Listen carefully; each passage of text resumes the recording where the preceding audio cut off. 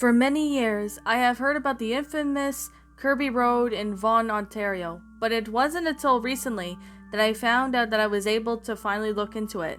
I was driving in a pre-wedding party for my cousin at her groom-to-be's house, and noticed the road his house was on. Stephanie Beld was right off of Kirby Road, and I had rumors and murmurs of it before. Supposedly this road often will fools with your radio, and your car will not start at all sorts of things that led people into believing that it's haunted. When I researched this, I found this wonderful blog, which I owed a great deal of credit for my further discoveries, as she was able to explain some sort of legends surrounding the road, and the supposedly two haunted houses there, as well as solitary tombstone of a teenage girl located on the road. I'll be focusing on the aspect of the haunted Kirby Road in this blog. There are 3 stories concerning these houses.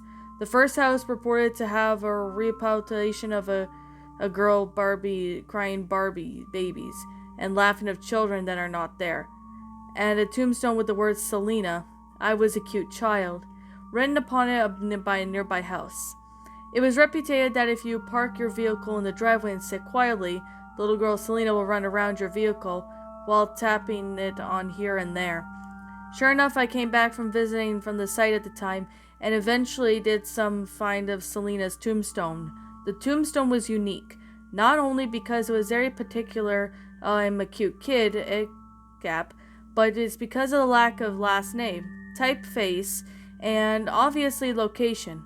It is on the free lamppost from the supposedly haunted house, a house that companion I had decided that we should go over and see the tombstone. However, plans changed and we did not see the portion of Selena. I hear her cry and laugh or see anything spookier than the rural road at 1:30 a.m. would be. But part of the legend of Kirby Road includes a truck that will supposedly chase away anyone who comes to investigate and then suddenly disappear. Some accounts will say it's red, and some will say it has one headlight. After we are done looking at Selena's stone, we decided to wait until one moving car passed by, so that way we would be slightly safer to walk back. On the shoulder of the road, but the car would not pass, and it pulled over. Right in front of us and Selena's tombstone, a pickup truck, but one with only both headlights, and one believed to be black. The windows are not rolled down, and nobody got out of the truck. My companion and I found that as a good time to try and get out of there, and proceeded to walk back over to my car, which I had parked over at the Stephanie Boulevard, but just underneath the kilometer away. The truck did not move from its place for at least 5 minutes. I remind you that it was approximately at 1:30 a.m. I suppose it's entirely possible that the driver just saw 2 people on the side of the road and decided to pull over and see what was going on, or that they knew about Selena's tombstone was there and something happened to be visiting at the time. But the fact that nobody ever got out of the car or approached us in any way in particular. The fact that the pickup truck was eerily and coincidental.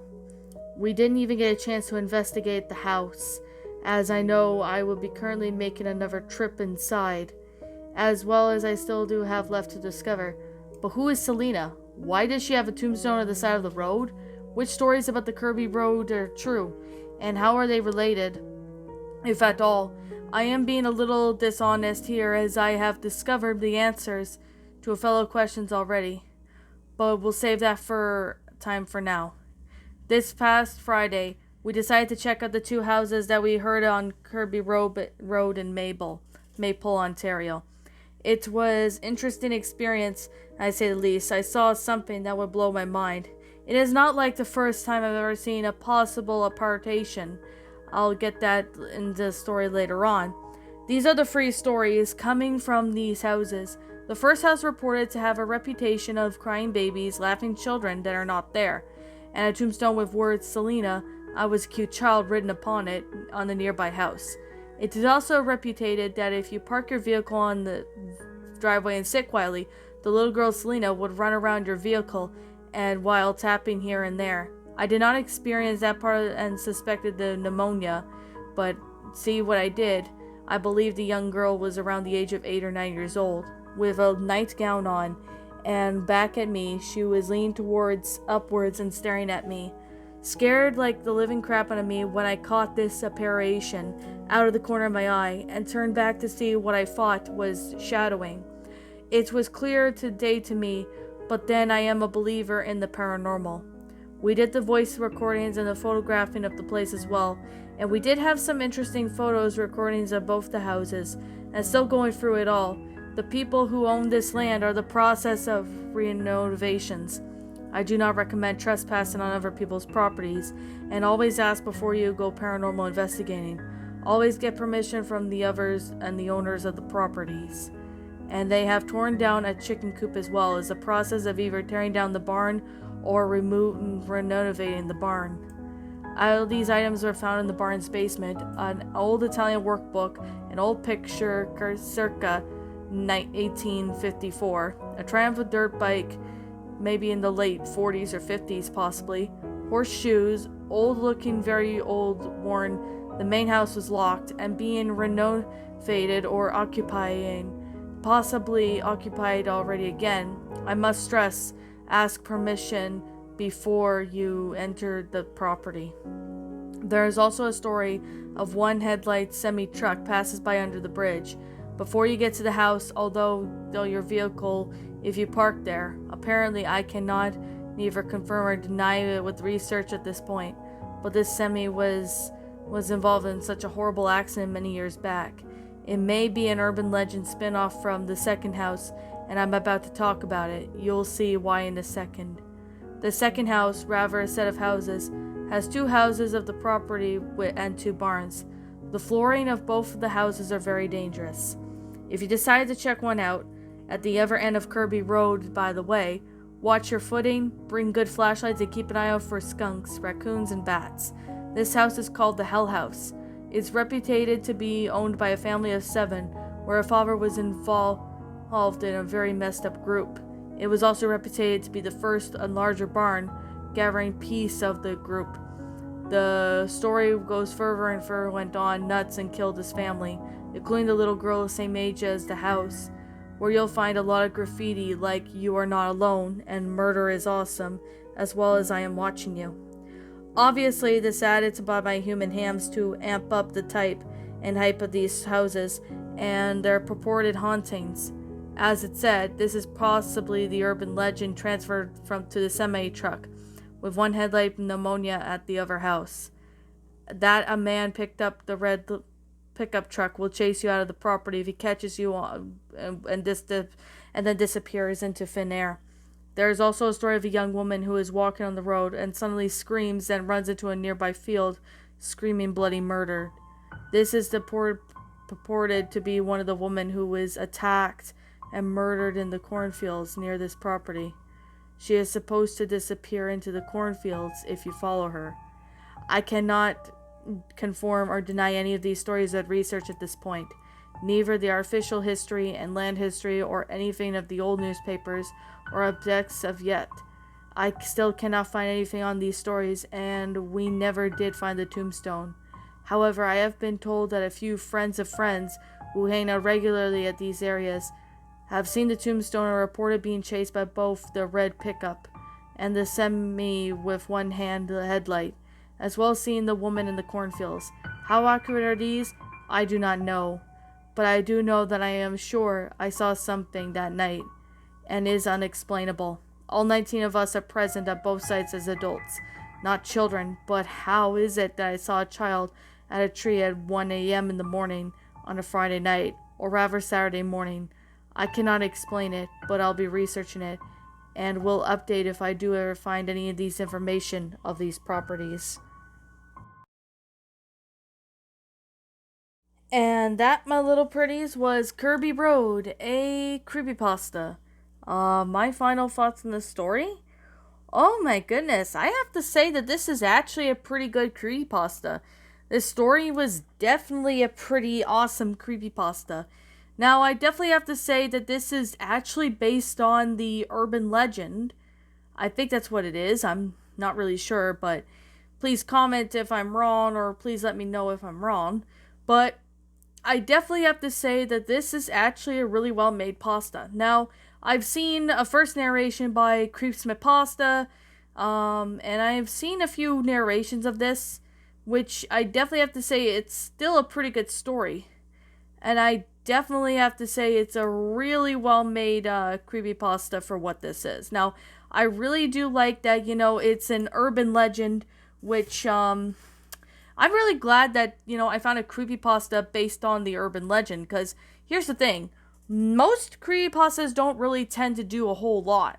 And, that's the thing I'm gonna say, is that not a lot of people really do that a lot with creepypastas, is have them based on urban legends. Well, there's Slender Man being one of them, but yeah, Slender Man is another popular creepypasta, which I might consider narrating it if I get the opportunity, but I definitely have to say it's actually a pretty good story.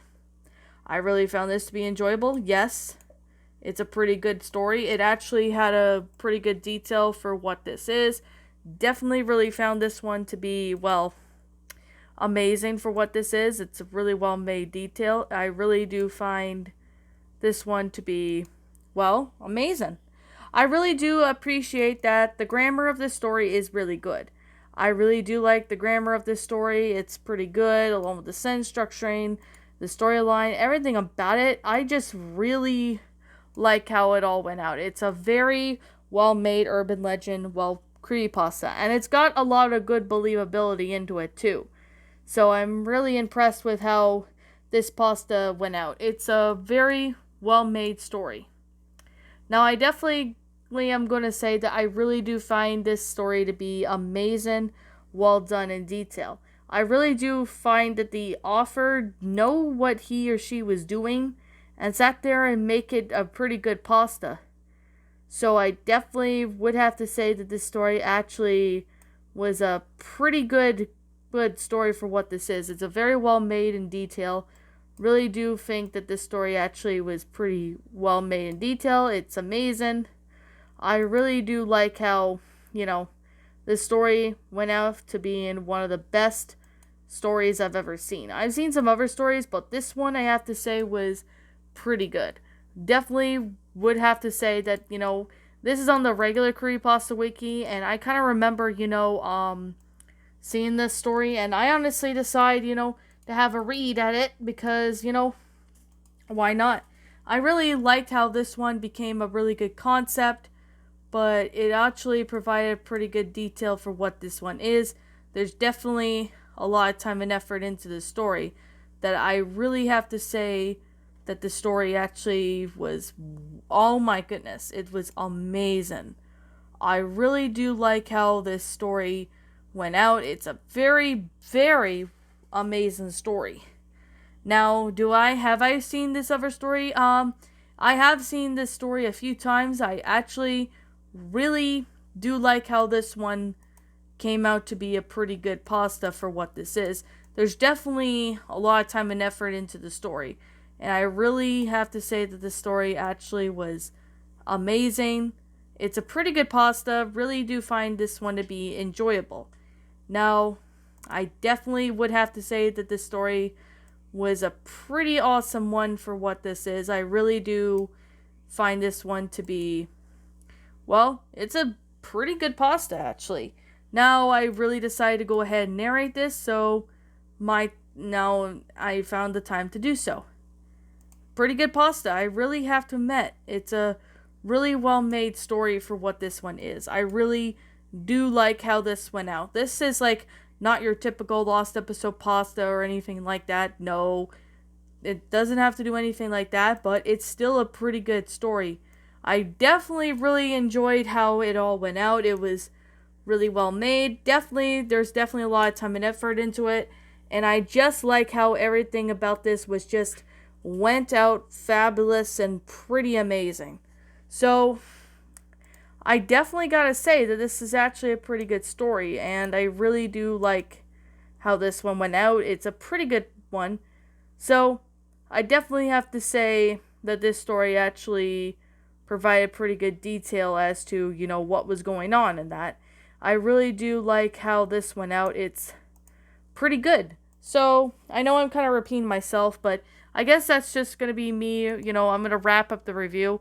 There's not really much for me to say, but I definitely have to say that this story was actually pretty well made in detail. So I definitely would have to say I really do find this story to be amazing. So, I guess anyways, with that being the case, that being said, I'm going to sit there and wrap up the review because there's not really much to talk about. But I'm going to sit there and say that this is, like I'm going to say right now, and like I always continue to say, that this is simply my own personal opinion. And if you happen to disagree with me, that's fine too. We're all entitled to our own opinions regards to these creepypastas, and this is simply my own personal thoughts. My final rating of the story, oh yeah, and it's a 10 out of 10. Really good story. There's definitely a lot of time and effort. Really do find this one to be enjoyable. I really do like it. So, before I end it off the video, I want to say that I am not sure who the original author is, as I can't seem to find the original author for this story. But if I do find out who the original author is, I'll definitely make sure to give him or her proper credit. If I ever were to find it, I'll definitely give the author of this story, I'll be sure to give him or her proper credit. This story was amazing. Really do like how this went out. It's a pretty good story. Definitely you should really, read this if you're a fan of this. So, if you like this story, please, go check it out. Anyways, with that being said, what did you guys think about this creepypasta? Did you all enjoy it? Did you not? Also, what you have done personally to help make this story a lot better? Feel free to leave me know what your thoughts are down in the comment section down below. I'm the Queen of Lions. Thank you so much for watching today's episode. And if you happen to be brand new here on this channel, be sure to like, comment, and subscribe, because I make brand new videos every single day. Don't forget to ring the notification bell to when I upload, so then that way you guys will not miss an upload. And as always, please roll the outro, because I'm out.